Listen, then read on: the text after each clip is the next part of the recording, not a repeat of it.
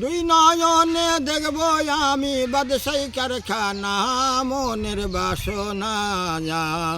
এভাবেই হাটে হাটে ঘুরে মানুষকে কবিতা শোনান ছন্দের পথে হাঁটা নিঃসঙ্গ এক হাটুরে কবি। শুনতে আশ্চর্য লাগলেও হাটুরে এই কবির কবিতায় মুগ্ধ হন কৃষক, কামার থেকে শুরু করে সর্বশ্রেণীর মানুষ।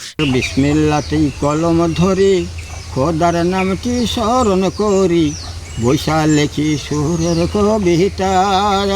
তিনি নিজে কবিতা লিখে নিজে সুর দিয়ে তিনি যে হাটে ঘাটে মাঠে এইগুলো বিক্রি করতেন, বাজারে বিক্রি করতেন, এটা অভূতপূর্ব এবং খুব সুন্দর লাগছে। সিরাজগঞ্জের তাড়াশ উপজেলার লাউসান গ্রামের এমনই একজন কবি আজগর আলী। একসময় গ্রাম বাংলার হাটে ঘাটে মেঠোপথে ছন্দে ছন্দে শোনা যেত তার কণ্ঠ। তার কবিতায় উঠে আসত গ্রামীণ জীবনের বাস্তবতা, ধর্মীয় বার্তা, নৈতিক শিক্ষা আর প্রেম বিরহের বর্ণনা। মনে করেন যে আগিলা ওই যে কবিরা যারা লিখতো তারা ছাপা করতো, হাটে ঘাটে বিক্রি করে। আমি দেখলাম যে এরা যদি লিখতে পারে তা আমি ওস্তাদ ছাড়াই সেটা নিজে হাতে নিলাম। তখনই আমি যাত্রা, নাটক এগুলো আমি লিখতে পারি এবং লিখেওছি।